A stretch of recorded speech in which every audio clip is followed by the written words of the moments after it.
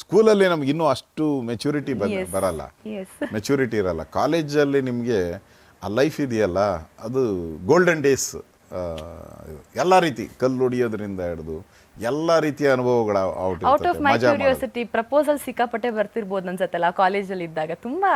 ಇಲ್ಲಿ ನಮ್ಮ ಕಾಲೇಜಲ್ಲ, Yeah. ನಮ್ಮ ಕಾಲೇಜಲ್ಲಿ ಇದ್ದಿದ್ದೆ ಒಬ್ಬೇ ಒಬ್ಬ ಹುಡುಗಿ, ಎಲ್ಲ ಹುಡುಗರೆ ಒಬ್ಬೇ ಒಬ್ಬ ಹುಡುಗಿ.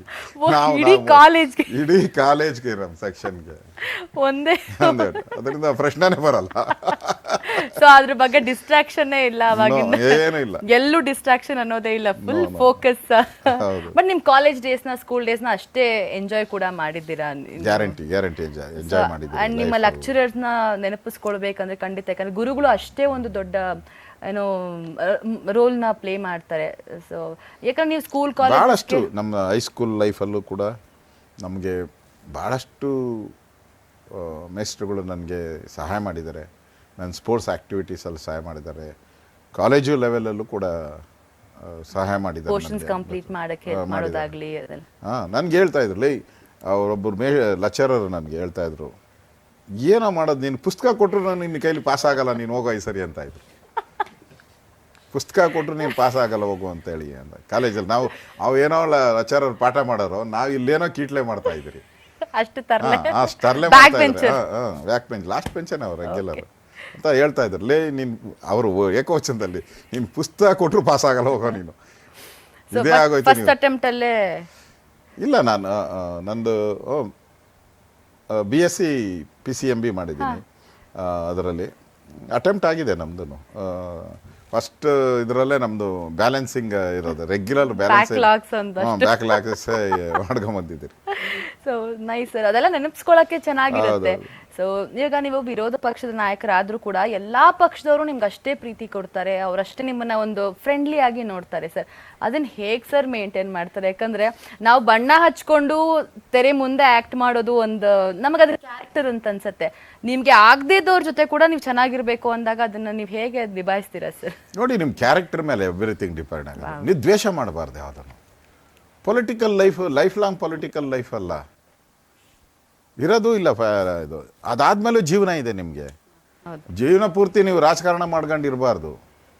ಕುಟುಂಬ ಇದೆ, ಜನಗಳಿದ್ದಾರೆ, ಸಂಗೀತ ಇದೆ, ಸಿನಿಮಾ ಇದೆ, ಸ್ಪೋರ್ಟ್ಸ್ ಇದೆ, ಇದೆಲ್ಲ ಸೇರಿದ್ರೇ ಜೀವನ ಆಗೋಂಥದ್ದು.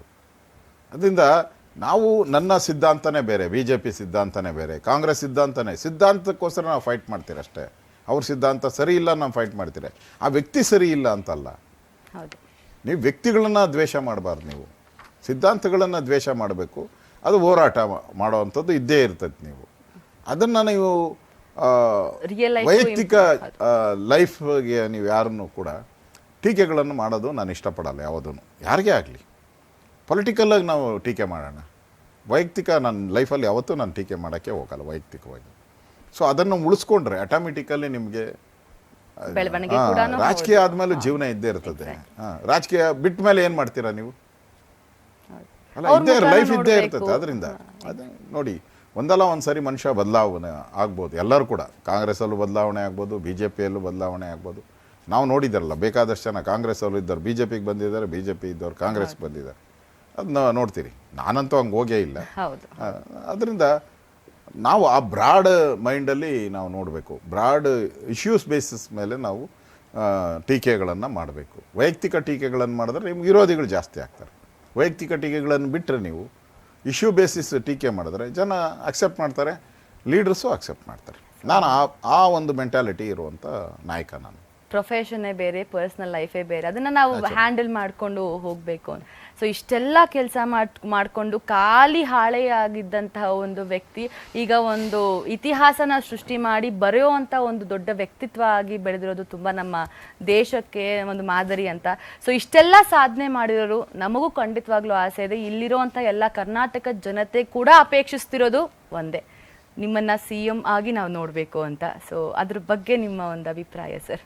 ನೋಡಿ, ಬಿಸಿಲು ಕುದುರೆಯಿಂದ ಹೋಗಬಾರ್ದು. ನಾನು ಅಸೆಂಬ್ಲಿಯಲ್ಲೇ ಹೇಳಿದೆ, ನಾನು DK ಶಿವಕುಮಾರ್ ಅವ್ರಿಗೆ. ಅವ್ರು ಹೇಳಿದ್ರು ನಾನು ಒದ್ದು ಕಿತ್ಕೊತೀನಿ ಅಂತ. ಗೊತ್ತಿದೆ ನನಗೆ ಒದ್ದು ಕಿತ್ಕೊಳೋದು ಅಂತ ಎಲ್ಲ ಕಾಮೆಂಟ್ ಮಾಡಿರೋದನ್ನು ನಾನು ನೋಡಿದ್ದೀನಿ ನಾನು. ಸೊ ಅವಕಾಶ ನಮಗೆ ಜನ ಕೊಟ್ಟಂಥ ಅಧಿಕಾರ. ಯಾವಾಗ ನಮಗೆ ಅವಕಾಶ ಸಿಗುತ್ತೋ ದೇವರು ಕೊಟ್ಟೇ ಕೊಡ್ತಾನೆ, ಜನ ಕೊಟ್ಟೇ ಕೊಡ್ತಾರೆ ನಮಗೆ. ನಾವು ಯಾವುದಾವುದು ನಮಗೆ ಅವಕಾಶ ಕೊಟ್ಟಿದ್ದಾನೋ ನಾವು ಸಮರ್ಥವಾಗಿ ನಿಭಾಯಿಸ್ಬೇಕಷ್ಟೇ ನಮ್ಮ ಕೆಲಸ. ನಾವು ಕರ್ಮೇಣ ವಾಧಿಕಾರಸ್ಥೆ ಮಾಫಲೇಚು ತದಾಚನ. ಮಾಡೋ ಕರ್ಮನ ಪ್ರಯತ್ನಗಳನ್ನು ನಾವು ಮಾಡಬೇಕು. ಕೊಡೋ ಅಂಥದ್ದು ಜನಗಳಿಗೆ ಬಿಟ್ಟಿದ್ದೀರಿ, ಭಗವಂತನಿಗೆ ಬಿಟ್ಟಿದ್ದೀರಿ. ಹಂಗಂದ್ಬಿಟ್ಟು ನಾನು CM ಆಗಬಾರ್ದು ಅಂತ ಏನಿಲ್ಲ. ಯಾವಾಗ ಕೊಡಬೇಕೋ ನಮ್ಮ ಪಾರ್ಟಿ ಜನ ನನಗೆ ಅವತ್ತು ಕೊಟ್ಟೇ ಕೊಡ್ತಾರೆ. ವೆಯ್ಟ್ ಇವತ್ತೇ ಬೇಕು, ಈಗಲೇ ಬೇಕು, ನಾಳೆನೇ ಬೇಕು ಅನ್ನೋ ಜಾಯಮಾನದವನಲ್ಲ ಅಶೋಕ. ಯಾವತ್ತು ಸಿಗುತ್ತೋ ಸಿಕ್ಕಿದಾಗ ಅದಕ್ಕೆ ಆ ಒಂದು ಅಧಿಕಾರಕ್ಕೆ ನಾವು ಸಮರ್ಥವಾಗಿ ನಿಭಾಯಿಸುವಂಥ ಶಕ್ತಿಯನ್ನು ಭಗವಂತ ಕೊಡುವಂಥ ದೇವ್ರನ್ನ ಕೇಳಬೇಕಷ್ಟೇ. ನಾವು ಸುಮ್ಮನೆ ಆಗಬೇಕು ಅನ್ನೋದಲ್ಲ. ಆ ಒಂದು ಕೊಟ್ಟಾಗ ಅದನ್ನು ನಿಭಾಯಿಸುವಂಥ ಶಕ್ತಿಯನ್ನು ಕೊಡುವ ರಾಮ ಅಂತ ಕೇಳಬೇಕು, ರಾಮನ್ನಷ್ಟೇ. ಅಷ್ಟು ಬಿಟ್ಟರೆ ಬಿಸಿಲುಗುದ್ರೆಯಿಂದ ಓಡೋಗೋ ಅಶೋಕ ಅಲ್ಲ. ಖಂಡಿತ ಸರ್. ನಿಜವಾಗ್ಲೂ ನೀವು ಒಂದು CM ಆಗಿ ಪ್ರಮಾಣ ವಚನ ತಗೊಳ್ಳುವಂತಹ ದಿನ ಖಂಡಿತ ನಾವೆಲ್ಲರೂ ಕಣ್ತುಂಬಿಸ್ಕೊಳ್ಬೇಕು ಅಂತ ಕಾಯ್ತಾ ಇದ್ದೀವಿ. ಕರ್ನಾಟಕದ ಜನತೆ ಪರವಾಗಿ ನಾನು ಕೂಡ ನಿಮ್ಮ ಅಭಿಮಾನಿಯಾಗಿ ಅಪೇಕ್ಷಿಸ್ತಾ ಇದ್ದೀನಿ ಸರ್. ಯಾಕಂದ್ರೆ ನೀವು ಪಾರ್ಟಿಯ ಒಂದು ವ್ಯಕ್ತಿ ಅಲ್ಲದೆ ಸೊಸೈಟಿಗೆ ಒಂದು ತುಂಬಾ ಹಾನೆಸ್ಟ್ ಆಗಿ ನಿಯತ್ತಾಗಿ ದುಡಿತಾ ಇದ್ದೀನಿ, ನನಗೆ ಸ್ಯಾಟಿಸ್ಫ್ಯಾಕ್ಷನ್ ಇದೆ ಅಂತ ಅವಾಗಿಂದ ಹೇಳ್ತಾ ಇದ್ದೀರಾ. ಸೊ ಅದಕ್ಕೆ ಖಂಡಿತವಾಗ್ಲೂ ಜನ ಮತ್ತೆ ಆ ದೇವರ ರಾಮ ಕೂಡ ನಿಮಗೆ ಕೈ ಹಿಡಿತಾರೆ. ಆದಷ್ಟು ಬೇಗ ನಾವು ನಮ್ಮ R ಅಶೋಕ್ ಸರ್ನ CM ಅಶೋಕ್ ಸರ್ ಅಂತಾನು ಕರೆಯುವಂತಹ ಒಂದು ದಿನ ಹತ್ರ ಬರ್ತಾ ಇದೆ. ಹತ್ರ ಬರಲಿ ಅಂತ ಕೂಡ ಅಪೇಕ್ಷಿಸ್ತೀನಿ sir. Thank you. So Bengaluru ಬಿಟ್ಟು ನೀವು ಯಾಕೆ ಬೇರೆ ಕಡೆ ಎಲ್ಲೂ ರಾಜಕಾರಣ ಮಾಡೋಕ್ಕೆ ಪ್ರಯತ್ನ ಪಡಲಿಲ್ಲ? ಇಲ್ಲ ನೋಡಿ, ನಮಗೆ ನಾನು ಹೇಳೋದಲ್ಲ, ಬೆಂಗಳೂರು ಬ್ರ್ಯಾಂಡ್ ನಾನು ಹುಟ್ಟಿರೋ ಬೆಳೆದಿರೋದು ನ್ಯಾಚುರಲ್ ಪ್ರೀತಿ ಇದ್ದೇ ಇರುತ್ತೆ.